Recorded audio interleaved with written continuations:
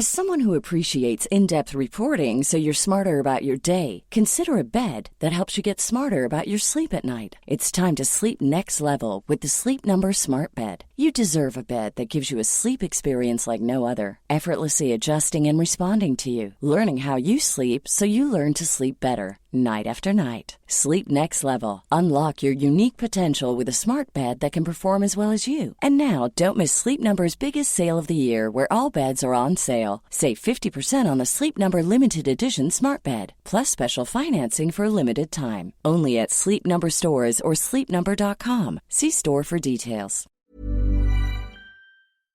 Hello and welcome to episode number 576 of Smart Podcast Trashy Books. I'm Sarah Wendell. My guest today is former book blogger and current pop culture critic Kayleigh Donaldson. We are going to talk about BookTok and hockey romance and the Seattle Kraken and all of what just happened. And we're locating this conversation inside a larger discussion about fandom and fan fiction about real people, and the ways that celebrity culture, fan culture, and romance are intersecting. I do want to mention that we do briefly talk about Johnny Depp and his fandom and larger issues of misogyny and sexual harassment throughout this conversation. This is something that I think a lot about: how fandom has changed, how romance has changed, how readership and the way that readers talk to each other has changed. And I hope you find this conversation as interesting as I did. I am very grateful to Kayleigh for not only explaining what was going on, but also explaining how to locate it in a larger sense of the community online and off. I will have links to all of the books that we mention, as well as several articles that Kayleigh has written and where you can find her online in the show notes at smartpitchestrashybooks.com/podcast. I have a compliment this week, which makes me so happy, to Gwen P. This is my 330th compliment, if I have been counting correctly, which is not always the case with me, but if so, that's incredible. Thank you. Gwen, your friends and family think each moment with you is the greatest one until you get together again, and that time is the greatest time. You are nothing but fun. If you have supported the show with a monthly pledge, thank you. You're keeping me going. You're making sure every episode has a transcript handcrafted by Garlic Knitter. Hey, Garlic Knitter. And you're keeping me going each week. You're also part of the community that I deeply appreciate. And if you would like to join, well, hello. Monthly pledges start at $1 a month. You get bonus episodes. You get the greatest Discord in the history of the world.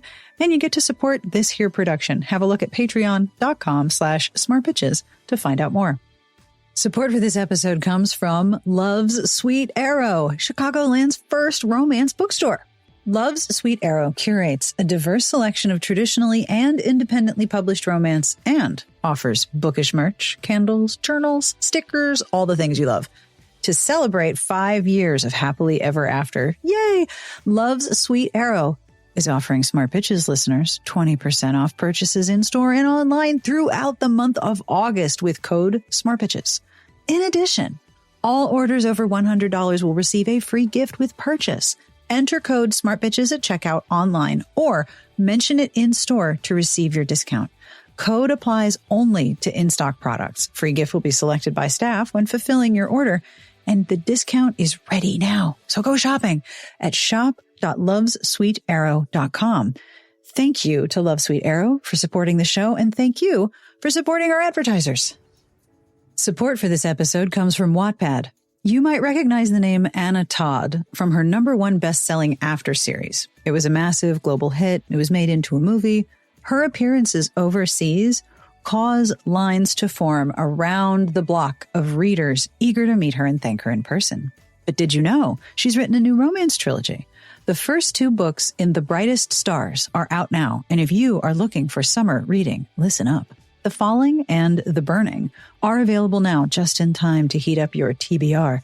Set against the backdrop of a military base, both books feature emotionally powerful stories about slowly falling in love with another person and with yourself.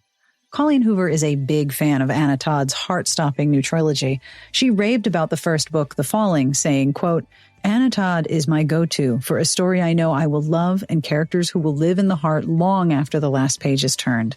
Look for The Falling and The Burning by Anna Todd and buy your copies wherever books are sold.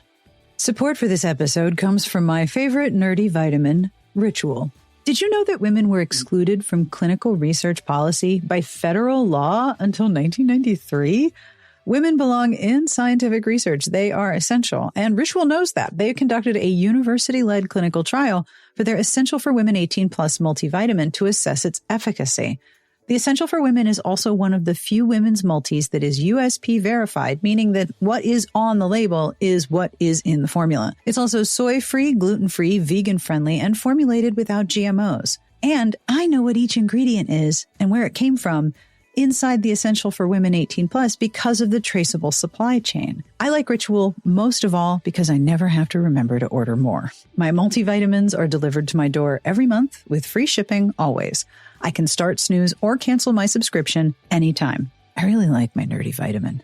Ritual is all about hot data and stone cold facts. Get to know your nutrients on a deeper level with 30% off during your first month. Visit ritual.com/Sarah to start Ritual or add Essential for Women 18 Plus to your subscription today. All right, are you ready to talk about book talk, hockey romance, and people as products? Let's do this. On with the podcast. My name is Kayleigh Donaldson. I'm a pop culture writer and critic. My main stomping ground is pajiba.com. And my main focus as a writer is on general pop culture, but specifically the intersections between celebrity gossip and celebrity culture and how we talk about famous people, essentially. Which is actually one of my absolute favorite topics, because the way we talk about celebrities reflects so much of whatever is simmering under the surface of culture. I think that's what's so interesting about a lot of celebrity drama as it pertains to their very ardent fans. It requires, I would say, a certain level of infantilizing of your subject. I mean, in order to, frankly, worship a stranger who you've never met, I think you have to stop viewing them as human. You have to stop viewing them as being responsible for their actions or even just part of a weird cycle. Because being famous is bananas. And it's such a fast-moving change in the way that we talk about these. Like, there are a whole bunch of celebrities who are not equipped for the TikTok age. They're still trying to deal with, Twitter. They're still trying to deal with the days when the magazines like People and Us Weekly ruled the roost rather than Dune Moi, I think is probably the most infamous example. So the disconnect that you see on those fronts is so interesting. And I think a lot of people don't really know how to deal with it. So it festers and it gets much weirder. And then when you poke the bear, you kind of unleash something really dark. And I think that's another reason I end up talking about this so much, because it doesn't get taken seriously. No. And I think that you see the way this stuff gets reflected. I think the Johnny Depp thing is a perfect example. It became the microcosm of a really specific kind of misogyny, of victim blaming, of the backlash to what we would call Me Too. Yeah, the pendulum swinging back the other way from Me Too. Yeah. And it's a terrifying thing to get involved with. Even just like as someone who writes hot takes on the internet, like we got the most pushback from stuff like this from people. Like, and we're, but because I think we also realized there weren't a lot of websites or publications that were actually standing up and saying, we believe Amber Heard. And Pajiba, I will very proudly say, was one of them and has been for a long time. Oh, yeah. But, I think one of the benefits of being an independent writer on this front, I don't really write for like the big people. They've never asked me, they've never paid me. So there is something to be said for being like, I actually have nothing to lose on this front. I really can dig into that. And I have the means to do so. So that's how you get something as varied as like what we're going to talk about with everything that happened with the Seattle Kraken. Like, yes. I think a lot of people just dismissed out of hand as like, this isn't a story. And it's like, actually, there's a lot going on here. Yeah, it's just porn books about hockey.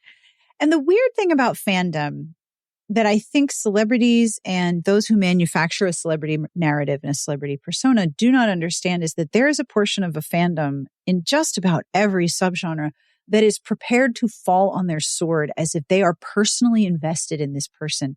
And I don't get that. So that definitely is something that worries me. And you see this tied into a lot of the worst aspects of like fan and celebrity culture, because the general, like the status quo default mode that we have of how we talk about celebrities is these people aren't people. They are products to be consumed. And that is, we definitely have seen some evolution on that front. We're definitely getting a more nuanced conversation. But if you look at just everyday piece of gossip, the way we talk about it, that is how it is. But I think people forget just how much money remains in this field. Like, it's so unescapable. It is. It's like this gross, toxic stew and you can't get out of it. So speaking of unescapable, you said a few minutes ago that these aren't people, these are products to be consumed, which is brilliant. And I think that is the perfect way into what I wanted to speak with you about, which is the current BookTok hockey romance extravaganza of absolute weirdness. Every time I read about this, it got weirder and weirder and weirder. And it was this weird intersection between the people who I know who are into hockey romance and then the people who I know are just into sports and follow hockey and have no idea about romance, and the people who are into internet culture and fandom. All of us came together and we're like, what is happening here? And you wrote about it in a way that I thought really fully understood all of these different intersections. So could you walk me and the listeners through the BookTok hockey romance story as it stands now? Sure, strap in for this. So hold on to your BookTok butts, is basically people. So BookTok is sort of the name given to the very disparate connection of communities of people who like talking about books on TikTok. Yeah. It encompasses vast amounts of literature, as any book blog community would as well. But I think when people talk about BookTok and specifically, and you go into bookshops and you see signs that say BookTok made me buy it, what they're talking about is a very kind of specific book. A lot of Colleen Hoover, a lot of Taylor Jenkins Reid, the Raylo fan fiction written by Ali Hazelwood.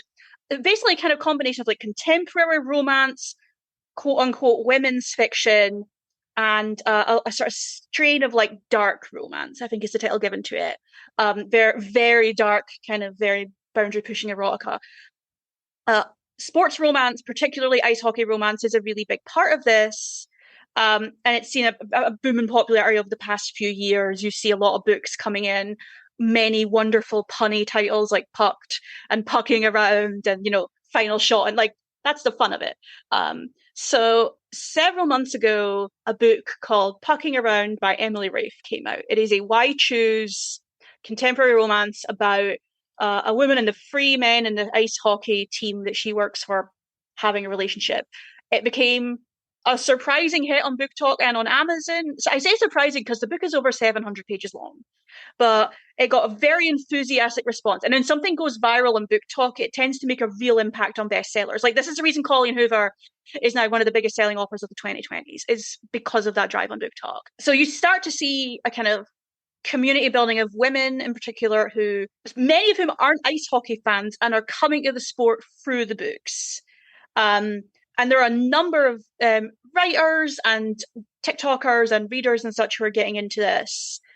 And they start to latch on to a team called the Seattle Kraken, which is one of the newer NHL teams. Like, yes. I think they're only about 3 or 4 years old. Mm-hmm. So there's a BookToker called Kira Lewis who has over about 1.1 million followers on TikTok. Wow.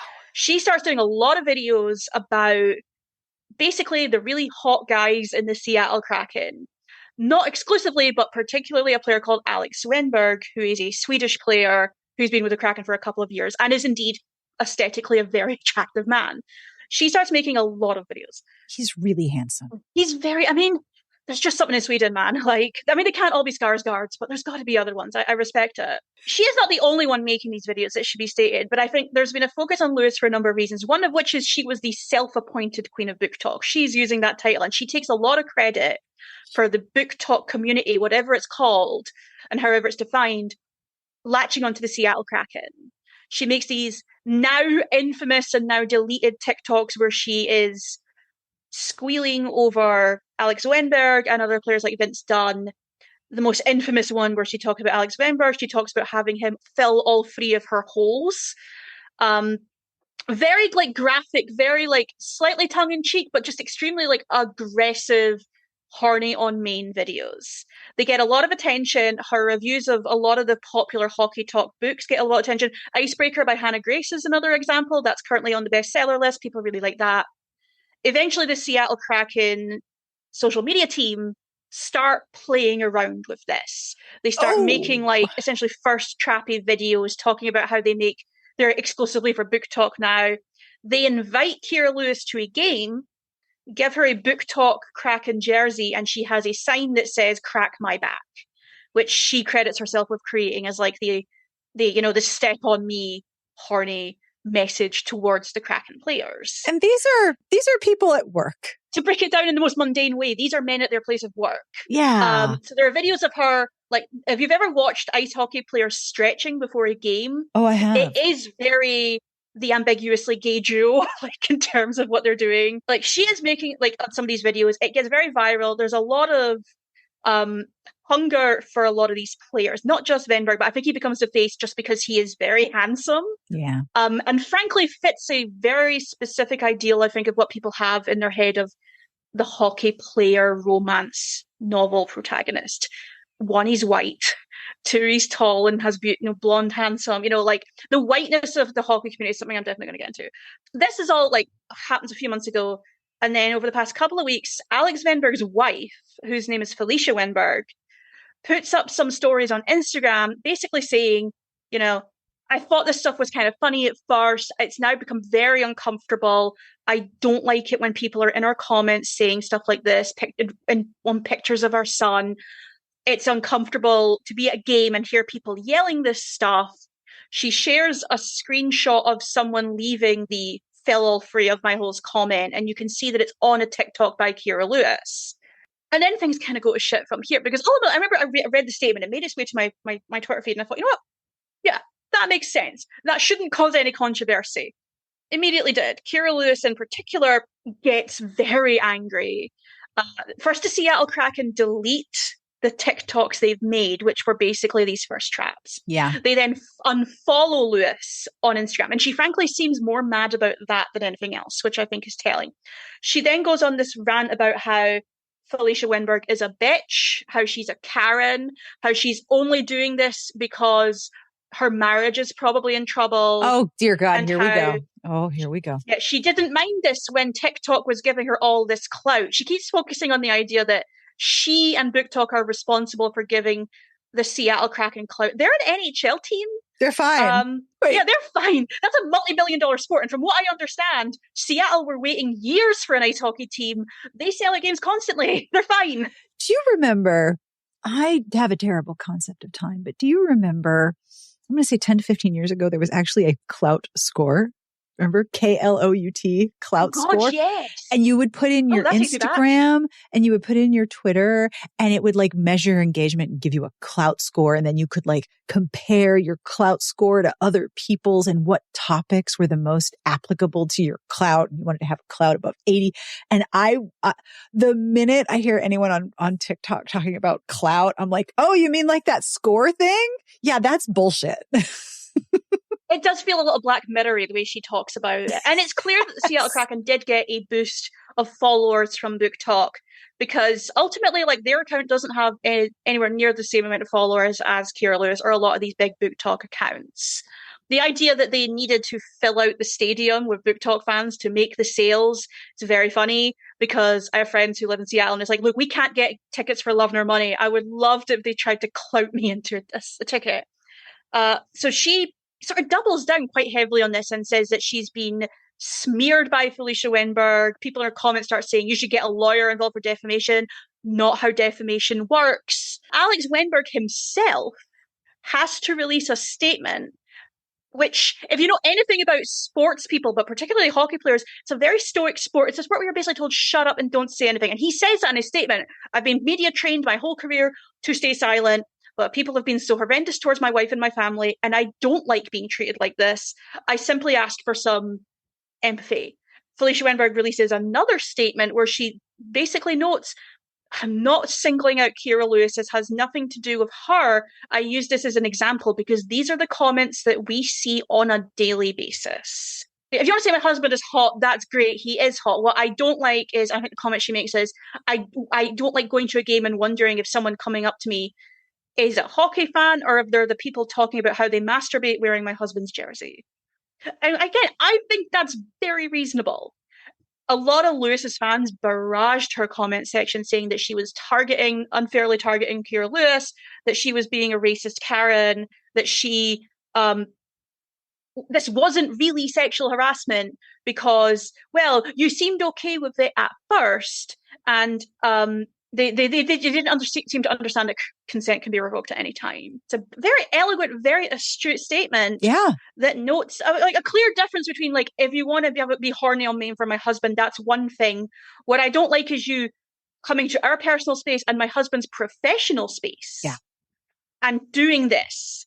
I mean, it's sort of glib to make comments like, oh, you wouldn't have done this for a woman, because people do this with women. But I think you certainly noticed the way that a lot of women thought that acting like a man was somehow like an empowering move on this front. I think that's definitely like a very lazy pseudo-feminist idea. The idea, well, I can catcall a man and make him feel uncomfortable while he's working because it's happened to me. You saw one woman defending Kayleigh made this TikTok where she's like, people leave me awful comments all the time. Do you see complaining? And it's like, you should complain. That's awful. You shouldn't have to go through that. That's not you shouldn't have to see that as an occupational hazard.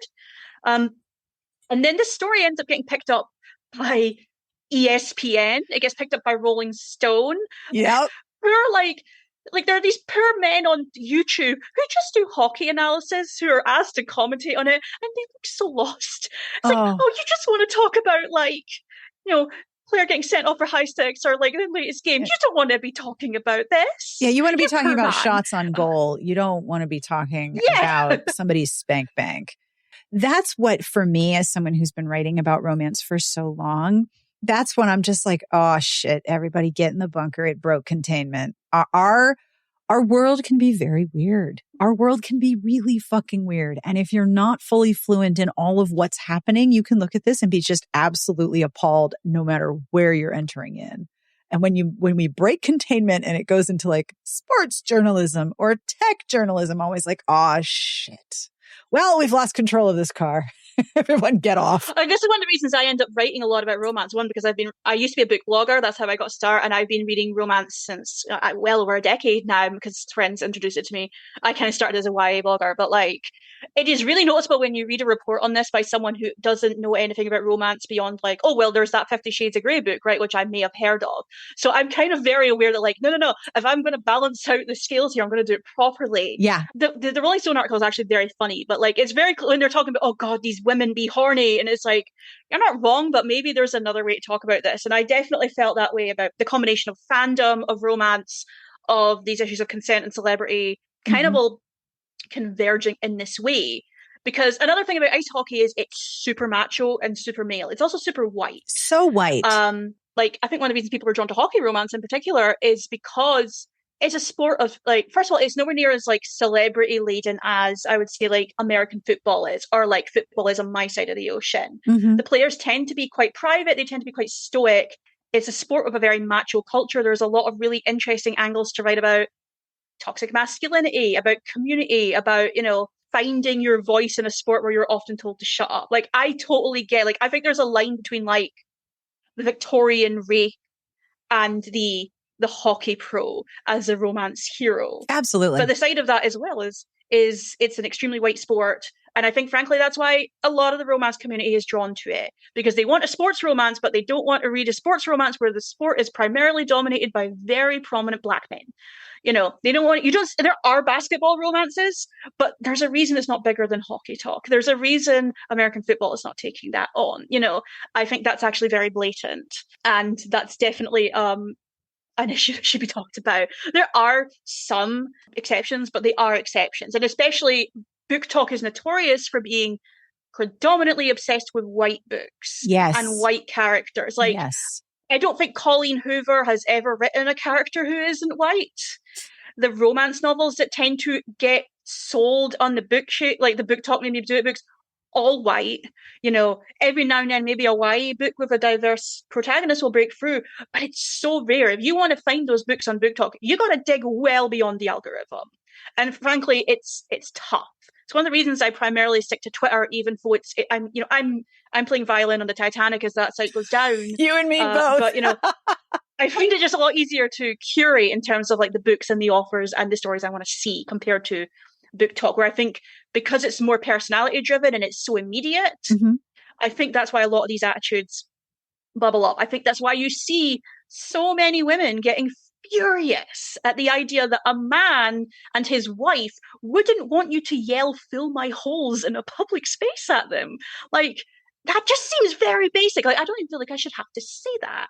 It's very obvious. And it's the same thing with real people fiction. There have been a number of books that are overtly or very discreetly Raylo fanfic. But what they actually are is Adam Driver fic. And it makes me deeply uncomfortable, not only because that's a real person and that person has not consented to this. But that particular person has a problem with really invasive and scary fans. People are horrendous towards Joanne Tucker, who is Adam Driver's wife. Oh, it's horrifying. This is a man who is extremely private. Like, this man has gone out of his way to stay out of the headlines and has a long-standing collaborative relationship with his wife as an actor and a charity founder, as well as them being married. I believe they now have 2 children who they kept out of the spotlight for years. And the way that people project just the scariest things onto him is very disturbing to me. And I get it. Like, I just read the Loretta Chase book recently for the first time. Lord of Scoundrels? Yes, I just read Lord of Scoundrels for the first time recently. Ticked it off the romance bucket list. Oh, and you got to read it for the first time? Yes. So excited for you. I had this paperback copy that was literally falling apart that I got on eBay, and I was like, I bought it during lockdown. It's like, gotta get to this at some point before the book totally falls apart. It's great. But also, this description of that man, that's Adam Driver. So I get it. People are drawn to this man who looks like a Byronic hero, who plays essentially a Byronic hero, tragic anti-hero in the Star Wars story. I get it. I don't have it on me. I have Notepad, and it's Joanna Lindsay cover art, but it's Reylo. I'm not a Reylo shipper. I just like the Joanna Lindsay art, but it's the one where like the woman's on her knees and the guy's totally naked, and it's Reylo. Like, I'm not doing myself any favors here, but I wrote a piece a few months ago for Paste about Adam Driver becoming this very big inspiration for romance characters, because there's a book called The Love Hypothesis by Ali Hazelwood, which I think it started as Reylo fic on Archive of Our Own. And is then being published. The cover is Reylo art. It is so clearly supposed to be Daisy Ridley and Adam Driver. That book became a wild bestseller, and now there is a whole stream of books being traditionally and self-published that's Reylo fic, but it's not necessarily about the character of Kylo Ren. It is the projections you have of Adam Driver. Like, I have received numerous press releases from publicists over the past few months for books. Like, there's a book coming out called My Roommate is a Vampire. It's Reylo fic. They're not even hiding it on the cover. I'm not surprised that Star Wars adjacent fic and Adam Driver has become the move on this. I am a little surprised at how blatant it is. I'm a little bit more surprised that there isn't any sort of, wait, does no one else have that squick line where we're talking about a person who is alive and is a person? Like, it's not a character. It is not and I understand when you're talking about celebrity narratives and the creation of a celebrity is about flattening someone into a narrative and flattening a person into an image. And then they have to uphold the elements of that image as long as they are contracted to do so by being famous. That I understand how it happens.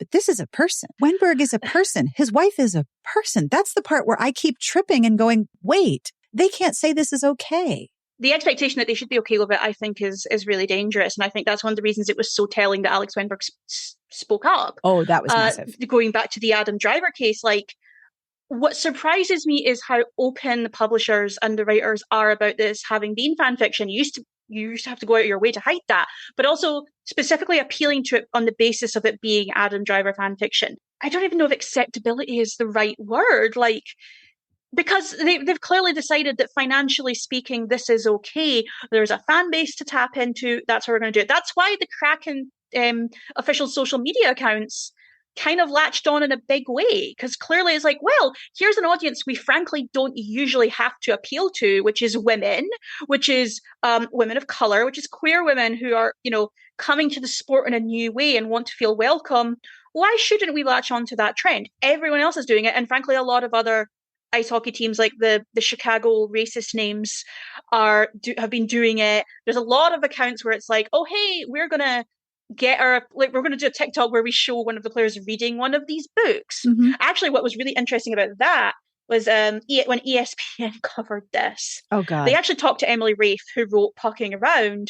She did like a 10-minute TikTok on this, which is actually very astute, and I highly recommend people watch it. But she talked about how when her book first started going viral, and you saw it being latched onto by a lot of the social media accounts of actual hockey teams, she was very concerned about it. And she mentioned, I believe she reached out to one of the teams. I can't remember if it was the Kraken, and said, this might not be something you necessarily want to feed into. Yeah. And they didn't listen to her. Yes, there be dragons, y'all. And she made a really interesting point. Yes. And she made the really interesting point. Let me find the quote. These NHL teams cannot abstract their players the way that fans do. They're going to treat them like characters in books or treat them as if they're fictional when they're not. When your own company is doing that to you, that's where I drew the line. Yes. She reached out to the Kraken team, and apparently they just didn't listen. And now clearly they're learning from that mistake. Because that's the thing is you see the teams do cheesecake calendars. They do interviews where they're wearing like nice suits and holding a puppy to appeal to women faces. Like that's nothing new. But I think there's such a clear difference between, oh hey, isn't our player kind of attractive and isn't he having fun with this, to again crack my back, to you are now an object that we can push out there, because they're already facing a lot of crap from the typical sports fan. Sports fans have absolutely no qualms about being aggressive and cruel to the players online. They have absolutely no issue with yelling, "You suck" in the street. That's something they shouldn't have to deal with, but that's like so common. I don't think they should have to add this on top of it. But this is the Pandora's box that they accidentally unleashed, because I think they simply thought it was like doing a new meme. I think that's how they viewed it. This is just, this is like when planking was a thing, or the ice bucket challenge. This is us just doing a silly thing that will pass. We're doing a meme. How much responsibility do you think the Kraken hold for this situation? Because Allegra Rosenberg wrote about this in a newsletter called Today in Tabs, which is basically like, here's what's happening on the internet. And Rosenberg said, quote, "The best thing a brand can hope for is that somebody else makes their product go viral without the brand having to pay for it." And that is true for BookTok, because this is all promotion that publishers don't have to pay for. Oh, entirely. I mean, you've definitely seen the boost in sales, for people like Colleen Hoover. Taylor Jenkins Reid, who wrote Daisy Jones and the Six, is a really good example. A lot of romance novelists. I think that the Seattle Kraken saw thing was going viral and really didn't think much beyond, my job is to get the name out there. And this seems like frankly, this probably seemed perfectly innocent to them at the time, because you've probably logged on Twitter and seen people being horny on Maine. I've been horny on Maine. I have number of Scandinavian character actors I'm very interested in a totally healthy manner. So I don't think they saw it necessarily as a big deal. And I don't know how, this thing is, we don't really know what their communication was like with the players, with the managers, all these people. Like, how much were they telling Alex Wennberg, this is for you to be leered over? Is this something you're comfortable with? That's probably something that's going to happen now. I definitely understand why Kira Lewis felt a little thrown out in that way, because she was the name. Also worth noting, she has substantially more followers than the Seattle Kraken. So the power imbalance here is really interesting. It is a weird power imbalance, isn't it? Well, this was what was so interesting, where she was like, oh, Felicia's going to send her people after me. It's like, she has a fraction of the followers you do. What people? I don't think she's even on TikTok. I was fascinated by people being like, well, clearly she's jealous of BookTok. It's like, she's married to the guy you're all obsessed with. Like, she's won. She is a beautiful, highly educated woman with a gorgeous husband who's making bank and a very cute son, and they spend a lot of time going on holidays back to Sweden. Like, she seems to be, she's won it. She's fine. She has nothing to be jealous of. But I definitely wonder what the Kraken's social media will be like going forward. I think they've definitely now been given the message of stick to sports, which, is your thing. I think a lot of these teams are trying to capture that very gritty essence of, can we be a level of genre crossing chaos that creates a character, that creates a personality that goes beyond the sport. Before I became a full-time writer, I worked in running social media accounts for people. It's a hard job. Oh, it's a very hard job. And this was before everyone was expected to have a personality where it's like, hey, are you suffering from the crippling depression of being a millennial? Buy my steak. I didn't have to do that. My job was pre that, mercifully. But it's a weird, very fast moving industry to try and be a part of. And I think, frankly, the Kraken just got caught up in it.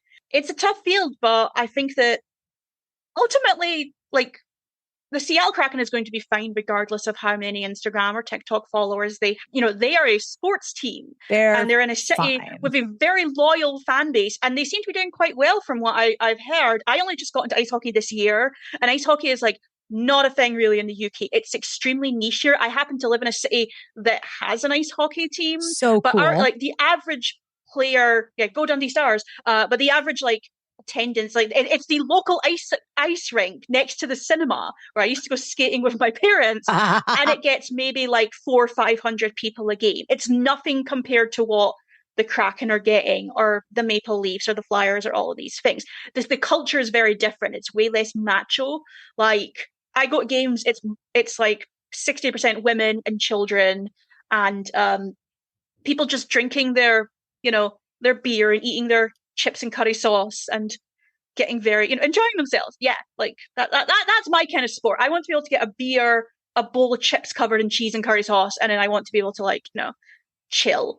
So I will say the funniest ever insult I ever heard was at an ice hockey game. Before they start games, the Stars have like someone saying, "This is a family friendly sport, please don't swear." So people just start yelling like adjectives and nouns.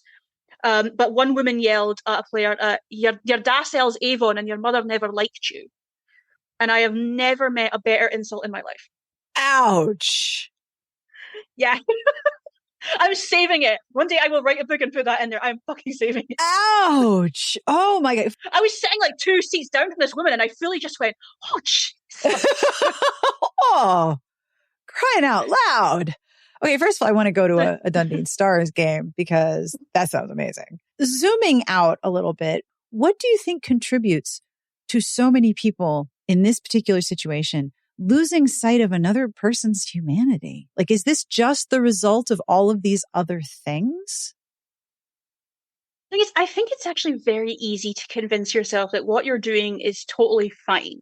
But the boundaries of what classifies as like fandom and like the specific kind of safety that spot used to offer, those boundaries are far more liminal now. Like, when I was a teenager, which was not that, it was only 15 years ago, but like when I was a teenager, which feels several years of fandom ago, we were taught, don't touch the poop, don't break the fourth wall, don't poke the bear.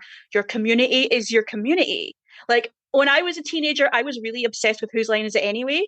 So my fandom was like the people who wrote Whose Line Is It Anyway fandom and fan fiction.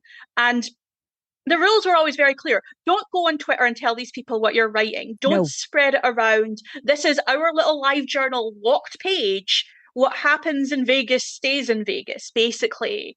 And we were always taught very specifically, you don't try and profit from your fan fiction because it's eventually going to spoil everything for everyone else, because copyright takedown notices will be fired. That's happened. Plenty of major writers did say, for a very long time, Anne Rice was super anti-fan fiction. She did change her tune as she got older, but there was a period of time where you just did, if you wrote like Interview with the Vampire fan fiction, you had that under lock and key. Oh, yes. But, I think 50 Shades of Grey has a lot to answer for on this front. It became not only acceptable, I mean, I remember after that book became huge, the influx of Twyfic, Christina Lauren, the duo behind that, they started writing Twilight fan fiction. They're now fairly big authors who write a lot of very good books. They spun that into something more than E.L. James did, but that's a whole other topic.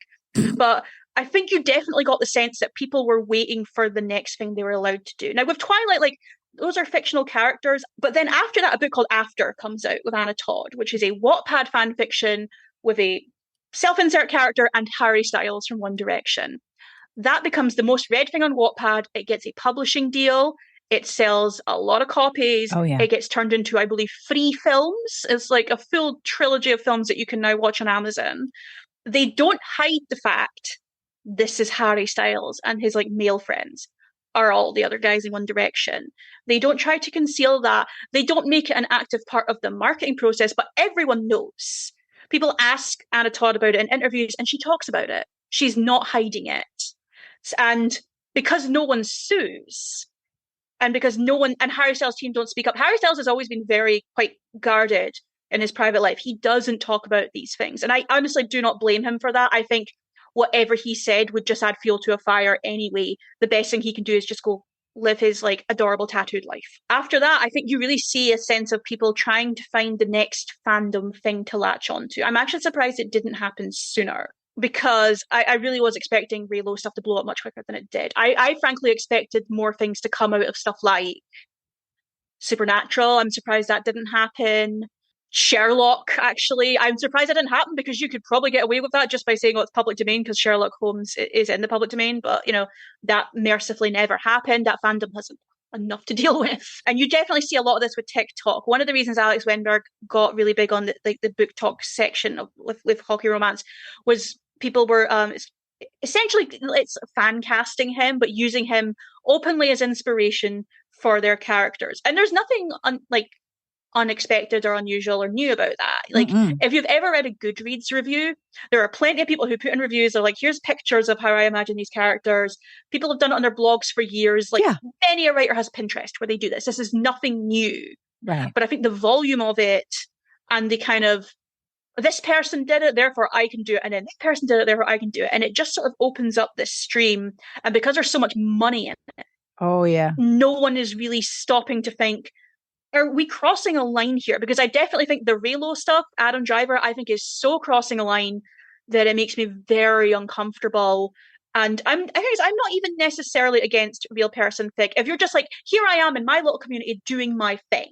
Right. What I don't like is when it becomes fuel for conspiracy. Yeah. And I think that is, it's often tough to extract those two things from one another. Yeah. It's really easy to feed a burning fire, and it's really hard to quash it once it gets to a certain size. And if you're frankly, I think a lot of people who are in publishing, who are picking up these books, they're not seeing all of that. What they're seeing is, here's a trend and we'll make money on it. This is the exact same thing when, Twilight was big and everyone wanted a vampire book. It's the same thing when 50 Shades was big and everyone wanted erotica. I think that's their beginning and end of it. So I don't even know if they're necessarily aware of what was happening on hockey side of BookTok. I think they, because a lot of those books were self-published, and a lot of those books are kind of fostered very much as an indie quality. Like, I think Emily Rafe is a self-published author. So I don't think they were even seeing that. But I also don't think that they are necessarily going to confront any of this. Like, what it will take is, frankly, someone doing what Alex and Felicia Wenberg did and saying, enough is enough. And they didn't even say it about the books. That's the thing. They were talking about the fan behavior at his place of work. No one has actually said, I don't want you using my personal life, my personality, my family, and like details about my very being in this way. And now I have to sort of chase my own tail and question where my lines are, because I don't have a problem with fan casting. I don't have a problem with using a still of a celebrity or a still of an actor or a sports person. I don't have a problem with any of that as fan casting in a review, talking about who you see as these characters. Like, that's not how my brain works, but I don't have a problem with that. So why do I have a problem with real people fiction in romance casting people, not a role, not like, Kylo Ren, not, a role, a fictional character, but casting the actor. Like, why is that the line for me, but not the picture? So I really have to chase my own tail and question my own boundaries here. I think that's another reason that stuff like this kind of goes unchecked, is because, frankly, everyone has a different line, and it can be very difficult to define where your line in the sand is. Like I said, I read way too much real person fanfic as a teenager to really have a moral high ground on this. But when it comes to things like, the Adam Driver influx of fiction in that way, that to me, the profit of it, I think, is what gets me. The latching onto a man's name to make money from him in a way that he has not consented, and in a way that feels extremely objectifying. I think that's another thing about this, is they can talk all they want about, I like Adam Driver for more than just his looks. So that doesn't really come across in your work. And if you were writing, if you're on Archive Row and just writing this, it'd be fine. I'd go past it. I wouldn't click on it, but that's your thing, But I do struggle with this. And I think that was one of the reasons that the hockey talk thing fascinated me so much, was because to me that seemed like such a clear line in the sand. And I was curious as to why it wasn't for all of these people being so sexually aggressive towards them in real life and online, and feeling offended when the guy's wife says, please stop. I don't want my son growing up we're thinking this is okay. Because that's a good lesson to learn. She's doing the right thing there. And that's so tragic to me. Like, she shouldn't have to go through that. Where do they go after this? Because clearly a bunch of people, they've already said, I'm not going to support the Kraken anymore. They'll be fine without you. So, where do they move on to next? I think this is another aspect of like toxic fandom and the way conspiracies bleed that is so telling is they jump ship frequently and take that rhetoric and take that poison to other places. The Twy moms, the people who were obsessed with Robert Pattinson and Kristen Stewart, they all jumped to 50 Shades of Grey. Then they all jumped to Outlander and replicated those same models. Holy cow. They're the same people saying Katrina Balfe and Sam Heughan are secretly in love and that her baby is really his and she didn't really marry this other man. Those poor and people. she was in an interview, I think, with Vanity Fair, where she fully said, this is scary to be around. I feel unsafe for myself and my child. Didn't stop these people from spreading this stuff. Nothing will. But, Outlander is ending soon. Where do they jump ship to next? Like, I'm actually trying to predict where I think they'll jump ship. I'm curious. Like, I'm actually surprised more of them haven't jumped ship to Bridgerton. But there's just too many people that might there. have too many non-white people in it for their liking. So I think maybe they will jump ship to something a bit more based on real people. Like, what's the next sport? What is the next TV show? What is the next influencer? There's always more content on the table. There will always be an endless stream of it for you to vulturize. And that is a lot to deal with. It really is. So I always ask, are there any books you want to tell people about? And where can people find you? So I mentioned earlier that I read Lord of Scoundrels for the first time. So I've been trying to tick off a few romance novel bucket list titles. I just read Vision in White by Nora Roberts for the first time recently, which is a delight. I love that I'm a book. sucker for a beta hero. I'm a sucker for like a sweet nerdy guy who's unsure of himself. And I don't see enough of that in the books I read. And Vision in White has the perfect one called Carter. I love him. I loved Carter so much. I'm also reading... I want more of that. I'm trying to fill in more of my like Nora Roberts gaps because I've read about 4 books of the J.D. Robb series now. Just to, I'm filling in some gaps. I'm also reading Homicide and Halo Halo by Mia P. Manansala. I hope I'm pronouncing that correctly. It's a cozy mystery about a Filipino-American woman who works in her family's restaurant and then murder happens. And this is the second in the series. And what makes it different from that typical genre is the lead is dealing with the trauma of having watched someone die in her family restaurant. Yes. And having to now carry that weight. And I think that book does that so incredibly well. I'm really very taken with it. I'm constantly trying to find more crime novels to fill the gap in my heart left by Louise Penny, who writes the Armand Gamache books, because I've read almost all of them now. The only cop I will ever love. They are the perfect crime novels. Yeah, I try to read, when I read a thing, I try and read something that's the absolute opposite of it after I've done it. So I got my cozy crime, and then I had my romance, and then I'm currently also reading a book about the history of the Marquis de Sade. As you which do. Is digging into his life, which I also, I had a real craving for early to mid 2000s urban fantasy, the ones where it's like a hot woman on the cover with a tramp stamp and a knife and a halter top. And leather pants. I need it. So, always having leather pants. Low slung leather trousers, some sort of tribal tattoo, a knife, maybe she's got a motorbike. So I read Minion by Ellie Banks, which I'm annoyed it ends on a cliffhanger, but I really like the world building of that. And it's also a depressingly rare example of that era where the protagonist is a woman of color. So I really like the world building of that. And another one I ticked off my my literary bucket list is I've started reading Discworld. Oh, how cool. Where did you start? This was the thing is I'd always wanted to read Discworld, and then every time I asked my friends who love those books, where do you start? Every single one of them had a different one. So I was like, no, overwhelming, not going to do this. I don't know if you can see it from here. I have a shelf on my house that is entirely Phantom of the Opera books. Oh, wow, look at that. Retellings of Phantom. So, and it's got films and all these books. So I bought Masquerade, which is his Phantom of the Opera piss take. And I had it sitting on the shelf for a while for the collection. And I thought, I'm just going to read it. And maybe this will be a good start. And it was like, oh, this is really funny and charming. And these witches are like the coolest women I've ever read. And the satire of this is incredibly hard hitting. So I read that. And then I read the follow-up book, which is called Carpe Jugulum, which is about vampires. And I really like vampires. And that's great because that book is basically like political centrism is evil, the novel. Yes. And it's so scathing. I was like, how are you doing this? This man is brilliant. So I'm really excited to delve back into more of those once I finish reading the I have a literal like moat of books around my bed that I haven't read yet because I ran out of shelves to put them on. So I have to like carefully extract myself from bed in the morning not to knock over the moat. So it's really like, it's like a yoga move to get out of bed in the morning. So it's, I quit fizzy juice, so this is the only addiction I have now. It's there you go. Books. Where can people find you if you wish to be found? Well, you can find me on the sinking hellship of Twitter at Kayleigh. It's CEILIDHANN. I'm on a bunch of other places, but I'm moving the deck chairs around while the ship goes down. Elon cannot get rid of me that easily. I write a bunch of places everywhere. I'm most commonly found on Pajiba.com. I also have a newsletter called the Gossip Reading Club, where when I feel like it, I take a piece of celebrity reporting and I analyze it and dig into why it was important, what it was getting at, the legacy of it. My most recent piece is on the New Yorker profile of Jeremy Strong that caused a weird amount of controversy by not taking him all that seriously as a method actor and being like, this is kind of silly.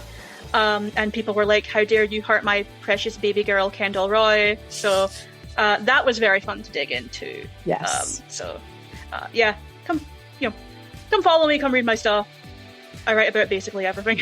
Thank you so much for doing this interview. This has been a flippin' delight. If you ever want to come back and talk about book and gossip, would you please email me? Hell yeah. I would be delighted. Yes. I would absolutely be fucking delighted. If there's anything you want to talk about with me, I will do it. This was great fun. And that brings us to the end of this week's episode. Thank you so much to Kayleigh Donaldson for walking us through the entire story and also locating it in a larger history of fandom, including some elements that I had not considered. I will have links to all of the articles that Kayleigh mentioned that she's written, and I will also have links to all the books that she mentioned, plus where you can find her on Pajiba, on Twitter, and the Gossip Reading Club, which I highly recommend. It is a great newsletter. As always, I end each episode with an absolutely dreadful joke. This joke comes from Bull. Hi, Bull, from our Patreon. Strap in. Are you ready? What's it called when a book is written by the entire hive mind? What's it called when a book is written by the entire hive mind? An anthology. Anthology. Thank you, Paul. I love the Bad Jokes channel. It's my favorite one. On behalf of everyone here, we wish you the very best of reading. Have a wonderful weekend, and we will see you back here next week. Smart Podcast Trashy Books is part of the Frolic Podcast Network. You can find outstanding podcasts to subscribe to at frolic.media/podcasts.